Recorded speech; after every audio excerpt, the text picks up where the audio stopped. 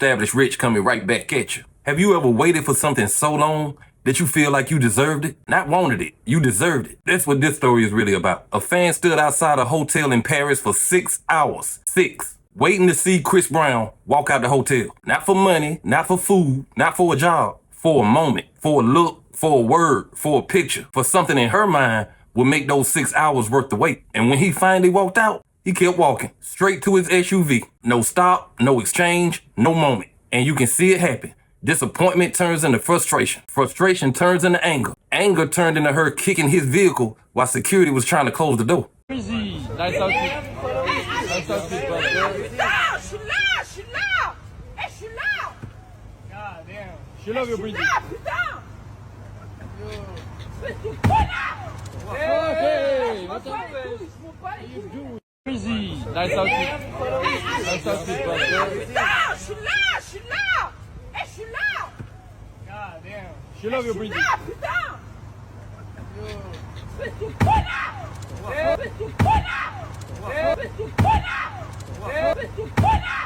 Hey, what's up, man?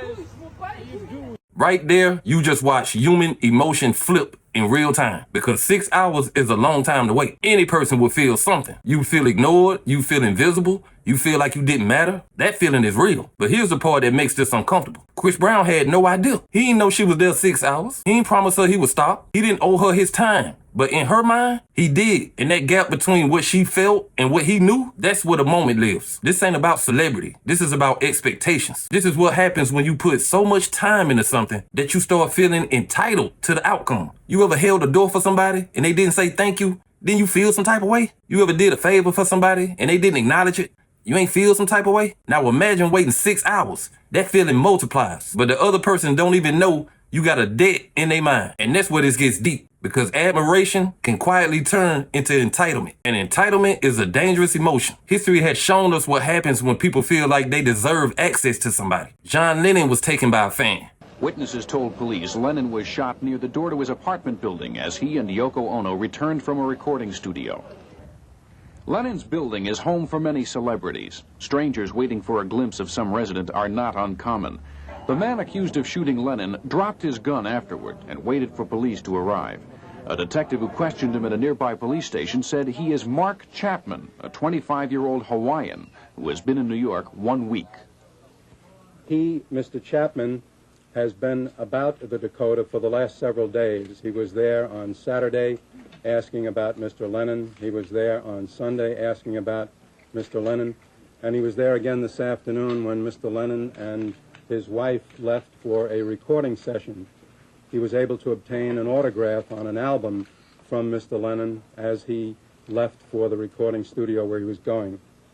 He remained at that location all evening waiting for Mr. Lennon to come back.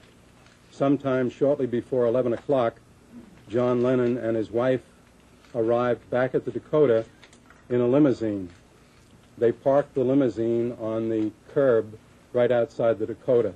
There is a driveway into which they might have gone, but on this occasion did not. They got out of the car, out of the limousine, and walked into the archway area of the Dakota. To the right, as you walk in the archway area, is kind of a vestibule, which has a doorway, a glass doorway.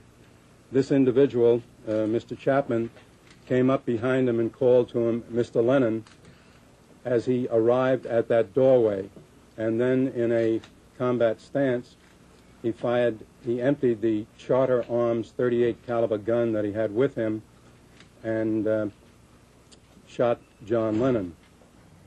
At the hospital where Lennon was taken, young people prayed. He's not dead. John Lennon can't be dead. Mark Chapman, charged with the murder of John Lennon, will be arraigned later this morning. Stephen Frazier, NBC News, New York. Selena was taken by somebody who called herself a supporter. Crowds cheered as Selena's alleged killer gave herself up to authorities. She's accused of shooting Selena once in the back with a .38 caliber revolver. Saldivar was one of Selena's closest and most trusted friends. She was president of Selena's fan club, a former nurse. Saldivar went to work for Selena a couple of years ago, supervising her 3 clothing and beauty boutiques. But recently, Saldivar had been accused of embezzling money from the Tejano singer. That's why the singer met with Saldivar at a Corpus Christi hotel on Friday.